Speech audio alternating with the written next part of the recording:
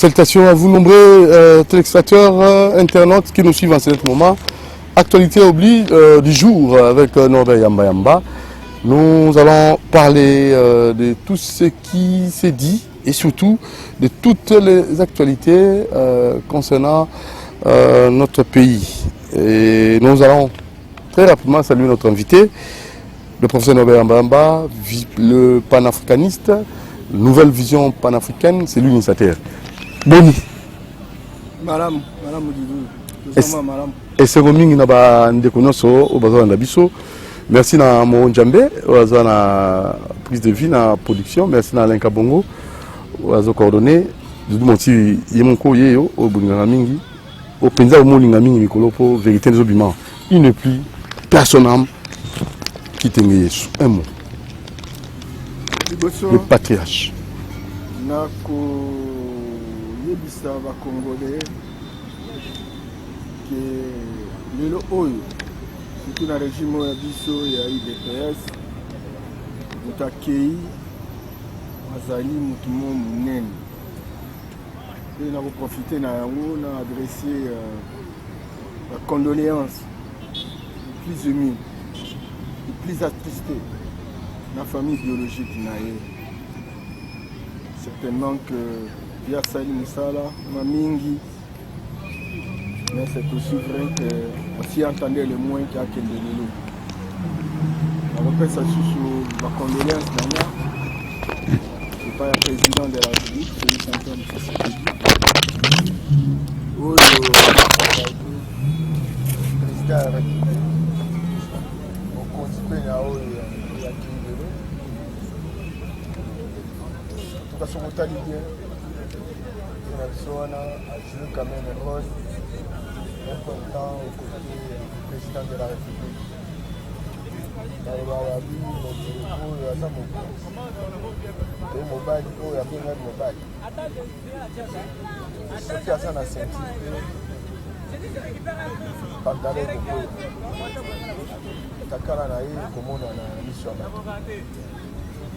Raison pour laquelle nous visionnaire. Voilà, tant on a ça l'effort, voilà Lucas. Allez, banane, on va pour ça la ceinture. Il y a toute cette série. Président, après il n'y a pas de viol. Là, pour la bonne, ma bénaï. Mais en tout cas, moi, je vais saluer nos policiers. Tout le monde a qui.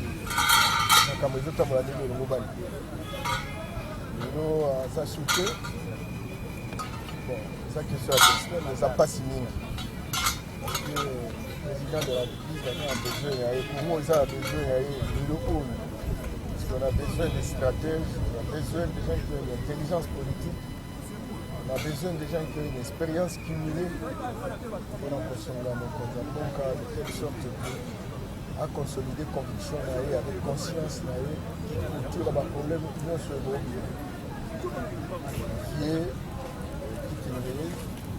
voilà qui m'encore il y a des conseillers il y a moins expérience il y a quelque chose que le président de la République mais nous il va soutenir le destin Tony condoléances nanga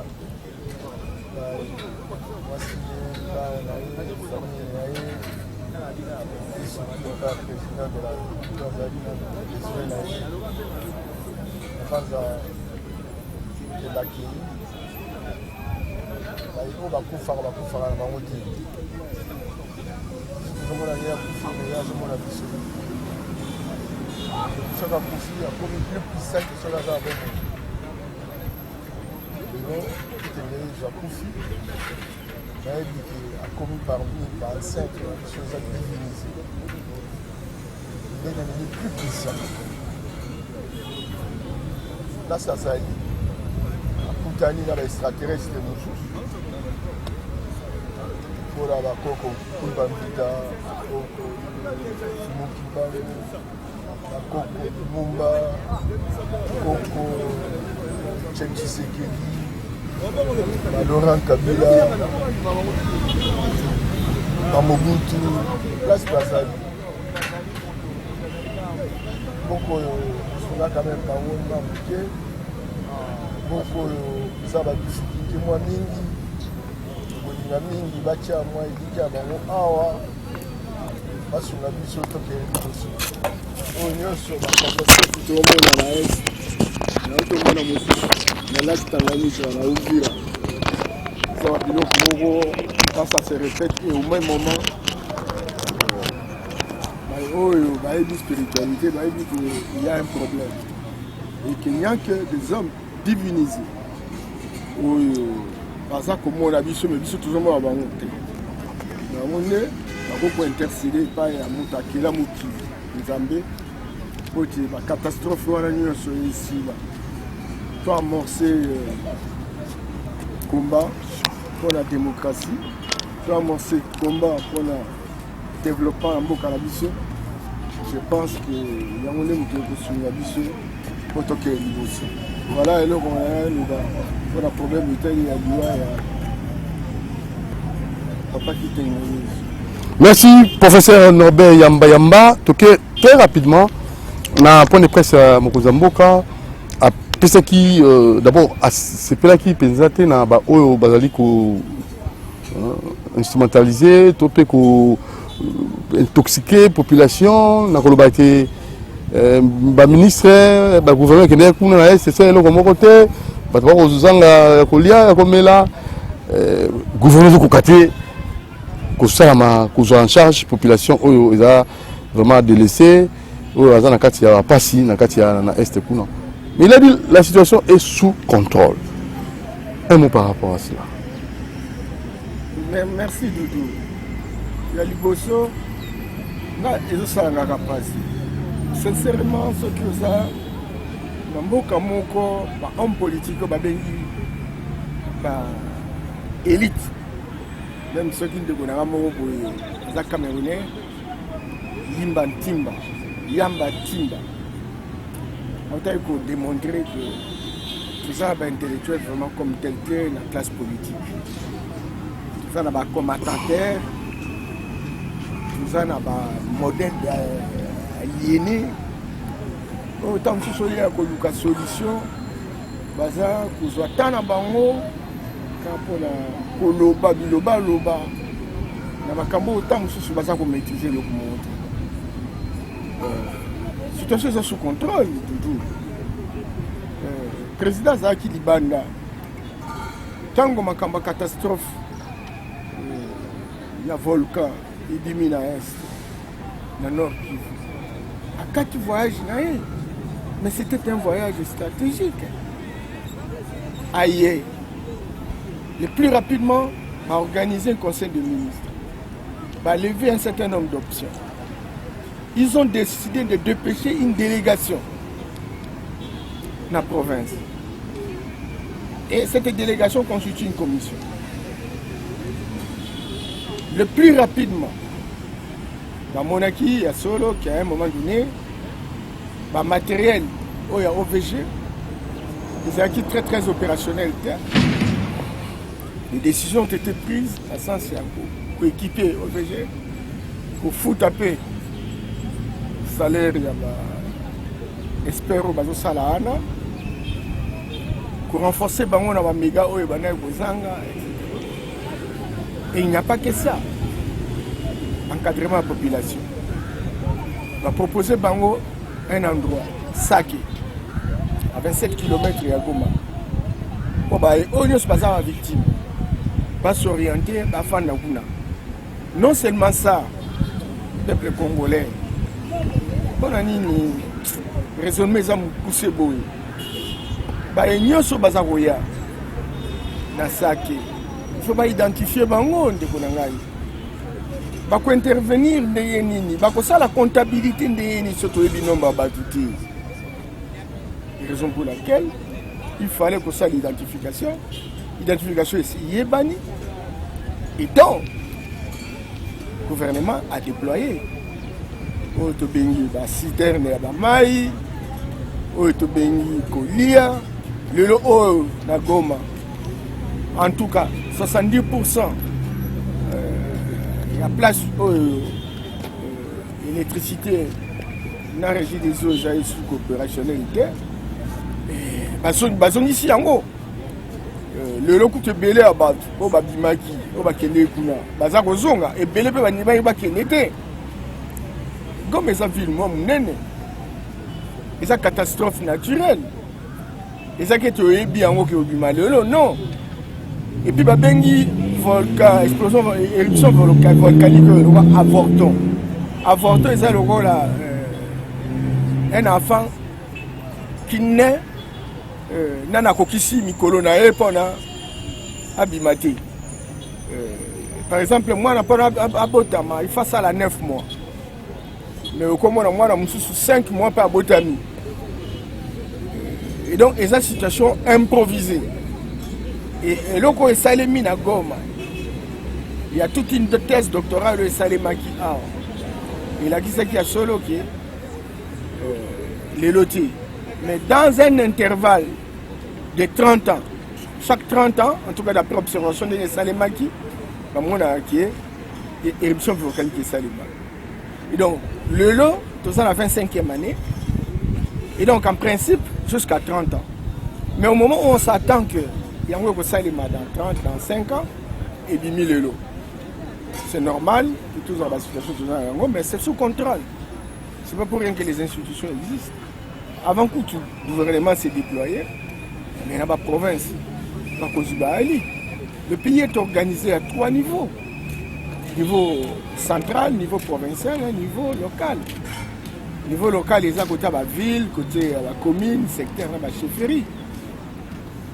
Et donc, en attendant que le gouvernement central a intervenir, le gouvernement provincial peut faire ça nécessaire. Et bien, comme Bukavu, basali bakantonné bango baosunga bango et ça gouvernement central tel bosso et ça gouvernement provincial mutandis gouvernement provincial il y a Nord Kivu général Oyaza gouverneur a pris un certain nombre de dispositions boyoka ba communiquer boyoka ba déclaration boyoka ki orientation population place il y a refanda etc. Alors ceux qui te côté par exemple makambo ya likunya likamboka toloba makambo nyoso ka mabe pona mutu moko na ebite lobi pe ba o bazolinga bango pe bakoma bakonzi tosuka wapi donc nasengi vraiment que bato bazala na koyika mpiko likambo yango pe même na lelo nalandi camarade nanga akende abimaki kutu akende Rwanda azongi alobi ya normal problème eza sur les athées moi tremblement mukende ezalaki mais comme gouvernement pour des raisons anticipatives bazoi ba mikano wana non il faut entendre jusqu'à ce que les choses se stabilisent yango wana comme qui na sens wana mais quand cela ne tienne likambo grave sur les athées et que situation est sous contrôle candidature calamité il faut qu'il parce qu'on débourse de l'argent. Ce n'est pas parce qu'il va aller contrôler, mais il faut quand même réconforter la population. Il y a Nord Kivu, ils ont frappé dans ma campagne. Alors, candidature à RDC dans le Conseil de sécurité des Nations Unies, est-ce que vous avez vraiment dit Tomba? Le président de l'Union africaine, est-ce que d'autres voix, d'autres pensées, d'autres...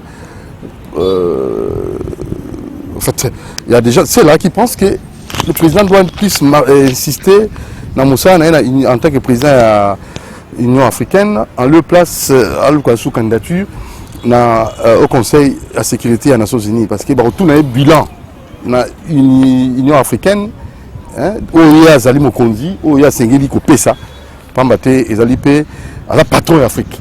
Mais à cause de la patron d'Afrique, à cause de la patron du monde.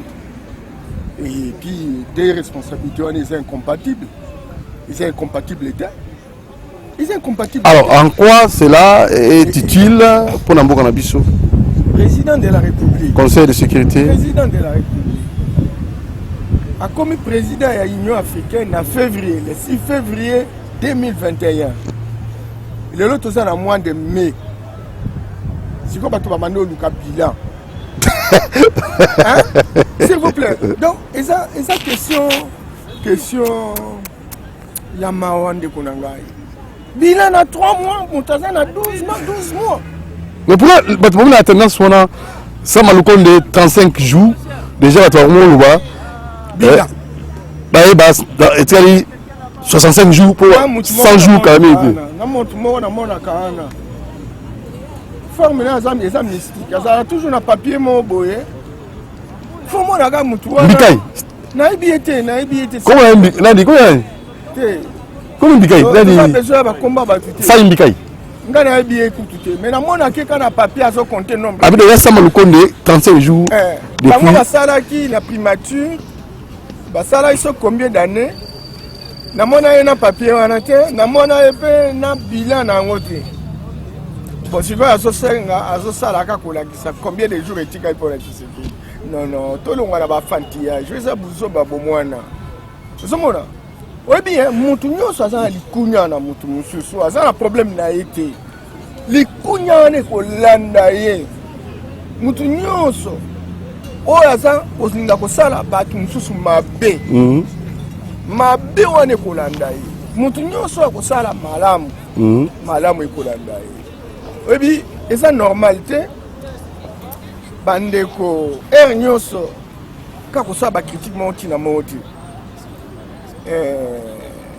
Le Oyo, président de l'Union africaine. Mais il faut l'anda. Pas discours n'ignorent d'investiture comme président. Alors, est-ce qu'on a influence le président Salaki pour la Magametaï à le CAF, zone de libre-temps et échange? Est-ce qu'il y a une influence président au Côte Sango pour la Magametaï? Il y a une intégration, il y a une région. 5 régions en Afrique. Hein? Est-ce qu'il y a un président de la République à ça qu'on a désenclavement il y a Afrique. Il est là, ils sont panafricanistes, effectivement. Pour même, non, il faut un passeport, tout ça, un passeport, on en a marre. Il y a un visa, il y a un cannabis en Afrique, etc. Il est en train de travailler, il a un programme. Mais il y a déjà que pays, le Congo pour tout ça, il y a un mobile. Mais si on a commis président, il y a ONI. Les influences de Papa Nangaï. C'est là que beaucoup de décisions se prennent. Et alors maintenant, du saut aux gens. Tu as vu Togolia diplomatie, tu as Anzala, Togolia diplomatie.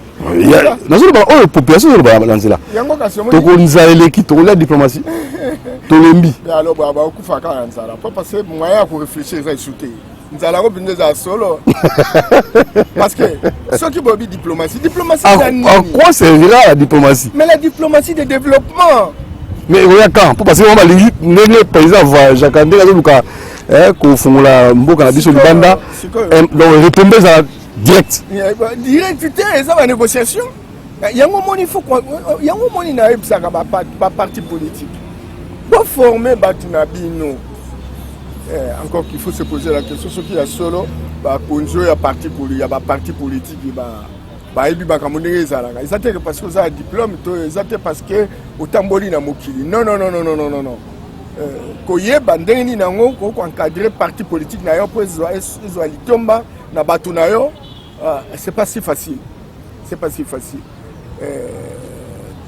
Diplomatie de développement ezala na ngoni de kunangai. Yango moni politique ya gagnant, coopération gagnant. Yango eza diplomatie de développement. Kala mingi te ba utopesa biso. Fonds monétaire international. Accord de principe, éthique de ratification dans le conseil d'administration. 1,5 milliard $.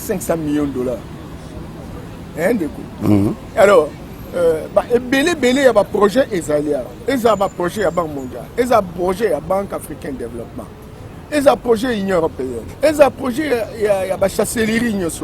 Et où tu as la diplomatie. C'est quoi au-delà de la diplomatie? Il y a un moment où on prend la diplomatie. Mon conseil, c'est de telle sorte que tout le monde s'appelle les ressources internes. Les ressources internes, c'est la taxe, c'est l'impôt, et la mobilisation des ressources.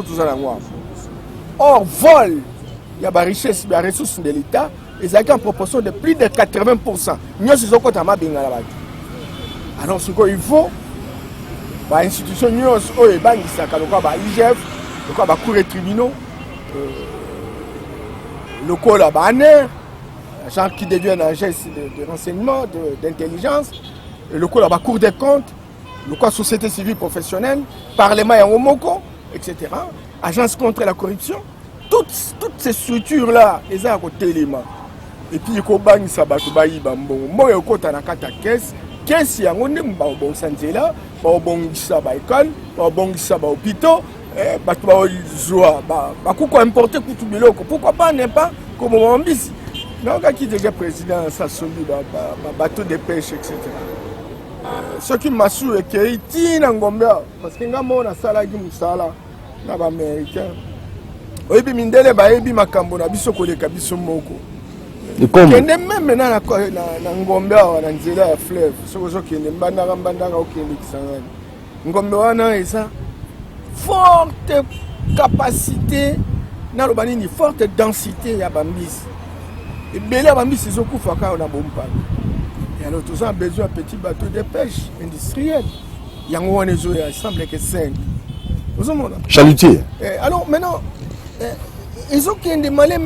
Vraiment. Le alors, qui n'a pas si. Bah, tout le monde le peuple la patience, mais train de vie, bah, monsieur Zoki, il y a beaucoup de peuple grâce à la patience. Train de vie, mais bah, le président content sur la moutou kate.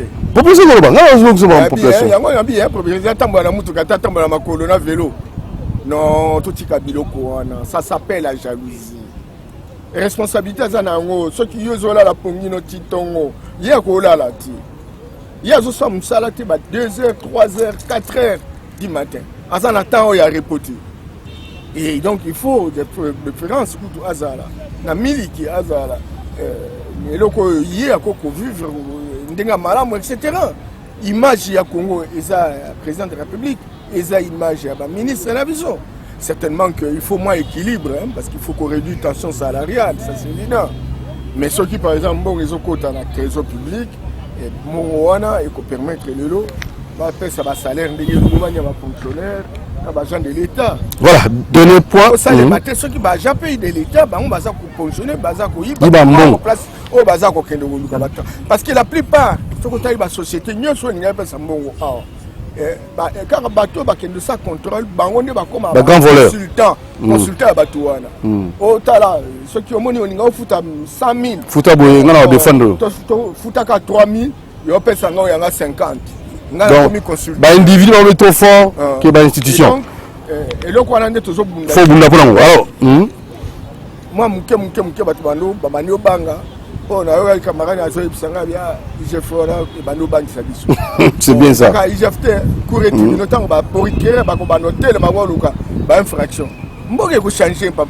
Alingeti, Kangaye. Le gouvernement Sama. Et ça, il 35 jours. 35 jours. Changement 35 jours. Non, franchement. Installation, combien de temps investir installation? Non, ça c'est trop fort ça. Pour ça, la remise et reprise. Comprenez très bas dossier. Ah, bandeko. Vous avez un campiko. Voilà. Alors, pour ça, on appelle Vital Caméré, Lélo, on a évité. Nash Bosso, il y a soutien. Il y a Innocence, il y a Vital Caméré, Salimaki. Et Panzanaki, il y a gaz lacrymogène. Et comment moi, en comparaison? Pour la nini, il y a des personnes qui ont marché, tout le monde a gaz lacrymogène. Pour la nini, on a évité. En tant que cadre, il y a eu de peste. Norbert Yambayam. Est-ce qu'il y a eu des pestes à marcher, Mikolo? Marche net, c'est soutenir FARDC, 100% soutenir FARDC. Ça, c'est intérêt public. Sur Yabango, déjà état des droits. Tout le monde a la taille. Certainement, Moutounio, ça a le droit. Il y a qu'à s'exprimer. Mais moi, je sais qu'à une certaine époque, je te salue Gilbert Kankonde, ministre de l'Intérieur et Sécurité. Il dépasse ma salaire, il marche. Mais Gilbert a tindaki ma policier. M'a encadré marche au point où même IDPS va arrêté. C'est très clair que IDPS qui s'est bâti plusieurs années dans l'opposition et qui souhaiterait véritablement avoir une démocratie, ceux qui ont le pouvoir, a bien distinguer IDPS fin privé dans l'institution de la République. Et c'est ce que Gilbert avait fait. Il a même été attaqué, ça c'est évident. Mais il a assumé pleinement ma responsabilité en tant que ministre de l'Intérieur. Cela ne veut pas dire que ceux qui le sont, par exemple, militaires à INC, gazé, c'est qu'essentiellement orienté en la Bango. Il faut aussi vérifier qu'est-ce qui s'est passé pour gazer Bango, etc. Donc tout cela faisant commune montre très clairement que tout bandako associé IDPS n'a pouvoir. IDPS est allié na ba mususu wana. Le président a la parti politique. Tant que Zoloba IDPS, Loba MLC, Loba Ensemble, Loba AFDC, Loba va partir c'est ça. Union sacrée. Très bien. Et donc exactement problème à IDPS. IDPS basaka ba meeting na bango, ils ont matinée politique à limité. Batambola raté. Les quelques rares batambola, moi pas ceux du Maki, etc. Donc et c'est important, marche, il y a innocence alors que le procès avec la télévision, procès en appel, vous ne voulez pas commenter pour clore parce que tout le monde moi je salue, justice ça, je salue président Kamere Place Azali. Mais pourquoi démarche avant le procès? Mais vous avez comme sous le président Kamera Moutamaël et tout ça. Sur Nathalie, moi chapitre Mobimba nae alobaki justice, sécurité, etc. Oui, puis procès c'est ça les maquis. Si le procès, il faut un appel, etc. Est-ce qu'il n'y a pas moyen qu'on ait vrais avocats ou bakoya défendre qui batambola nanzela? Est-ce que kotambola nanzela on ça la procès, etc. Parce que ici on est en situation d'infraction de droit commun. Bon alors, Naokaki, non, ils ont procès politique. Faites attention. Bon, vous démontrez qu'ils ont procès politique. Venez avec des faits. Et vous avez des juristes dans ce pays qui peuvent les défendre. Mais quand ça la marche, on te croit influencé parce qu'ils sont sur le plan politique. On a se trompé d'adresse. On y a un véritable juriste, effectivement, qu'on défendre, etc. qu'on relever. Parce que croyez-moi sincèrement, et moi je connais tout petit peu le président de la République. Sincèrement, ils ont erreur à se tromper que tu sais qu'il dit Azana Makambouana, to yé à l'obité, Bakangaye, non, Azakunate. Et puis, non, tout ça la pression parce que yé m'a fait ça ordre. À côté qu'elle n'a jamais fait ça ordre. Parce que vous voyez, la culture de l'IDPS, et cette culture moko et ça là que nous doit l'itaka pour la trace pour l'histoire le président ne veut pas même quand il est avec sa femme moi si n'écoute comme ça c'est la silica non yo aux imposteurs aux sérieuxité nous battons pour tous ceux qui reconnaissent c'est bata qui n'a eu de personne et c'est que bateau comme Lukasuko donc on est à la recherche je ne sais pas quoi mais nous qui avons commencé depuis notre jeune âge, même moi, il faut ça témoignage. Aventurier, je suis un homme honnête, je suis un mec qui croit à l'avenir du Congo et du Congolais. Ça, c'est très important. Merci. De la même manière que le président de la République. Donc, il faut vraiment qu'on tienne à Makambo. Un petit mot, IGF, sous la responsabilité de la présidence de la République, il y a des personnes au Senga. IGF est comme le droit à parquet financier pour les Olympiens dans autonomie et l'indépendance. Qu'en dites-vous? Parce que très souvent, quand on dit IGF, le président c'est notre Tindi IGF. Donc, comme ça, le roi ils allaient plus président ils ont ciblé. IGF est la structure, ils ont la décentralisation technique, mais ils ont sous la houlette, il y a président. Il n'y a pas moyen comme un parquet financier. C'était une proposition. Ils ont ma proposition très faible. Des gens viennent et ils croient qu'ils parlent français. Un parquet financier. Non, ça. IGF, ils ont une mission. Parquet, ils ont une mission. Par exemple, ça va procurer une infraction financière. Merci beaucoup, Norbert Yamba. Sincèrement, IGF fait ça là. Sous la houlette du président de la République. Or, le président a une autorité morale Et en tant que tel, je pense, Ouais. et que Zalama Malamu et qu'on échappé, et puis pour qu'on ait les amis. En tout cas. Parce qu'il vient de Balia. Non, mais il y a Mboka parce qu'il vient. Sokat musique. Tu as bossé là pour tout cas. Donc, Mboka vraiment parce qu'il vient. Merci beaucoup. Tu veux, c'est 4 pièces. Quand tu as un poster à vous.